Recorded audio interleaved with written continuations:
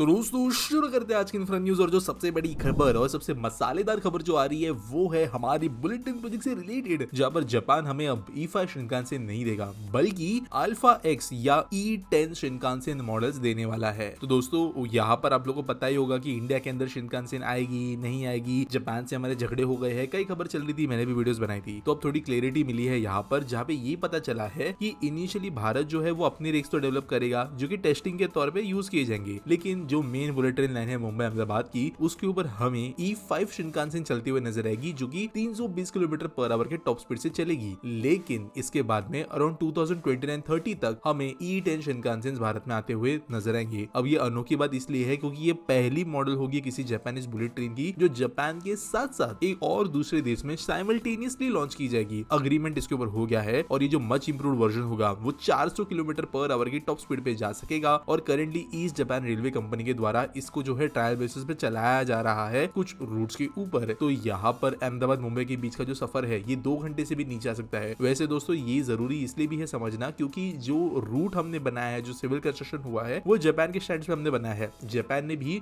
E10 के लिए कोई नया रूट नहीं बनाया, उनके एग्जिस्टिंग ट्रैक्स के ऊपर भी वो चलाना चाहते हैं। यानी कि जो करंट बुलेट ट्रेन का काम हो रहा है वो केपेबल है 400 वाली ट्रेन को भी सपोर्ट करने के लिए। बड़ी खबर है और डिटेल वीडियोस के ऊपर आएगी। बढ़ते अगली खबर की तरफ जो की है डेवोस के अंदर हो रहे एक बहुत बड़े समिट से रिलेटेड। जानते हो सब स्टेट्स ने अपने पवेलियन लगाया है जहां पर एक के बाद एक एमओयू साइन हो रहे हैं और यहाँ पे कुछ बड़े अग्रीमेंट जो साइन हुए उसके ऊपर बात करते हैं। पहले एमओयू साइन हुआ है महाराष्ट्र गवर्नमेंट और टाटा ग्रुप के बीच में, जहाँ पर 30,000 करोड़ का ये एमओयू साइन हुआ है। यहाँ पर टाटा ग्रुप के जो बोर्ड चेयरमैन है और टाटा सन्स के जो चेयरमैन है उनके मौजूदगी में ये चीज की गई। और यहाँ पर ये जो एमओयू है वो मल्टीपल टाइप्स ऑफ मैन्युफैक्चरिंग के अंतर्गत किया गया है। वैसे दोस्तों मैं आपको बता देता हूँ, महाराष्ट्र ने विद इन 2 डेज तकरीबन 5 लाख करोड़ के एमओयू साइन कर लिए है डेवोस में, और इसके ऊपर प्रोबेबली मैं एक डेडिकेटेड वीडियो बनाऊंगा। अगली खबर दोस्तों त्रिपुरा गवर्नमेंट से, जिन्होंने अनवील किए हैं ambitious plans to enhance and embrace their tourism infrastructure in the state. और यहाँ पे उनाकोटी के अंदर वो फोकस रखने वाले हैं। तो दोस्तों ये जो जगह है उनाकोटी की, यहाँ पर इंट्रिकेट हिस्टोरिकल रॉक कार्विंग्स देखने को मिलती है। तो गवर्नमेंट चाहती है कि यहाँ पर टूरिस्ट टॉय ट्रेन चलाए जाए ताकि ज्यादा से ज्यादा लोग यहाँ पर आ सके। ऑब्वियसली यहाँ पर पहुंचना थोड़ा मुश्किल है और एशियन डेवलपमेंट बैंक ने 70 करोड़ रुपए का लोन सैंक्शन किया है। तो यहाँ पर जो टूरिस्ट फैसिलिटीज तो होती ही है वो तो बनाई जाएगी, लेकिन इसके साथ में पैसा यूज किया जाएगा एक टॉय ट्रेन बनाने के लिए। और यहाँ पर उम्मीद यह है कि ज्यादा से ज्यादा टूरिस्ट इस जगह को देखने आएंगे। अगली खबर दोस्तों जो आ रही है कर्नाटका से, जहाँ के कुछ आइलैंड्स में टूरिज्म डेवलप करने के लिए काम चल रहा है। तो यहाँ पर ससीहितलू आइलैंड है जो कि मंगलुरु के पास में आता है और इसको प्रमोट करने के लिए प्राइवेट सेक्टर की मदद गवर्नमेंट लेनी जाती है। रिवरफ्रंट आइलैंड इसे कहते हैं और यहाँ पर वास्ट अनटैप्ड पोटेंशियल है ऐसे गवर्नमेंट का कहना है। टोटल 46 आइलैंड्स है जो कि अनइनहैबिटेड है और 56 इनएक्सेसिबल आइलैंड्स भी है, जहाँ पर कुछ रॉकी आइलैंड्स भी है। इनमें से कुछ चूज करके प्राइवेट गवर्नमेंट हेल्प मिक्स करके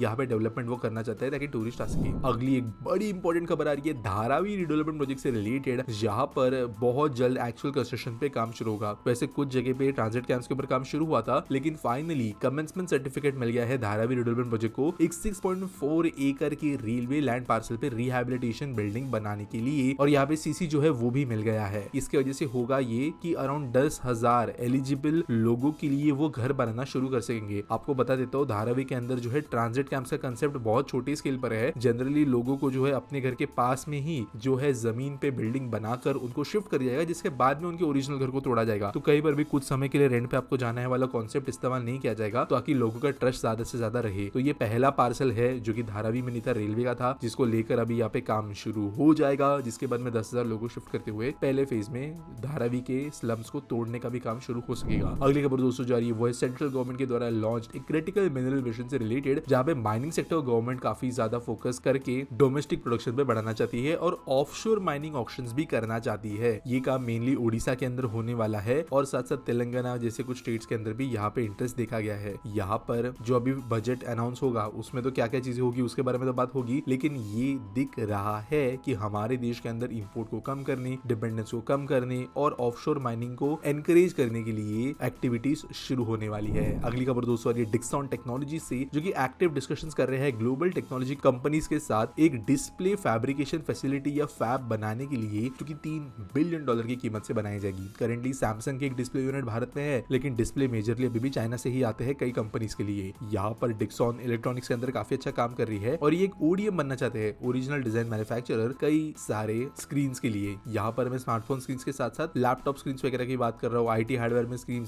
यूज होती है, कई दूसरे कंज्यूमर इलेक्ट्रॉनिक्स में स्क्रीन यूज होती है, कार्स के अंदर स्क्रीन यूज होती है। तो इसको देखते हुए ये यूनिट इंडिया में सेटअप करना चाहते हैं। अगली खबर दोस्तों आ रही है चेन्नई से, जहां पर लाइन क्लियर हो गई है for the proposed 27 story central tower, जो कि चेन्नई मेट्रो रेल जो है इसके द्वारा बनाया जा रहा था। तो रिवाइज्ड एनवायरमेंटल क्लियरेंसेस प्रोजेक्ट को मिला है, state level environmental impact assessment authority के द्वारा इसे अप्रूव कर दिया गया है और 7 साल के डिले के बाद में 365 करोड़ की ये बिल्डिंग का काम इस साल शुरू हो जाएगा। वैसे 2006 में इसको पहले अप्रूवल मिला था, लेकिन कई चीजों के चलते ये डिलेड था। अब इसका काम शुरू हो जाएगा। अगली खबर दोस्तों आ रही है 440 साल पुराने यूनिवर्सिटी ऑफ एडिनबरा से रिलेटेड, जो कि सून कोलैबोरेट करने वाली है with the biotech and pharma industries इन गुजरात। यहाँ पे साथ साथ वो टाइप करेंगे कुछ फिनटेक कंपनी के साथ में जो गिफ्ट सिटी में लोकेटेड है, और इनके साथ में मिलकर ये एजुकेशनल कोर्सेज लॉन्च करेंगे गुजरात बायोटेक्नोलॉजी यूनिवर्सिटी गांधीनगर के अंदर। इसके लिए कुछ विजिट्स भी कुछ ऑफिशियल्स के हो चुके हैं, और यहाँ पर इन्होंने कहा है कि फार्मा बहुत मेजर इंडस्ट्री है गुजरात के अंदर, यहाँ पे एजुकेशनल प्राइस भी अच्छा है, जिसको देखते हुए ये कोलैबोरेशन करना चाहते हैं। अगली खबर दोस्तों जो आ रही है वो प्रधानमंत्री सूर्य घर योजना से रिलेटेड, जिसके अंतर्गत Tata power renewable energy limited के साथ में और Orissa renewable energy development agency limited के साथ में एक एग्रीमेंट साइन हुआ है, ताकि एक्सेलरेट किया जा सके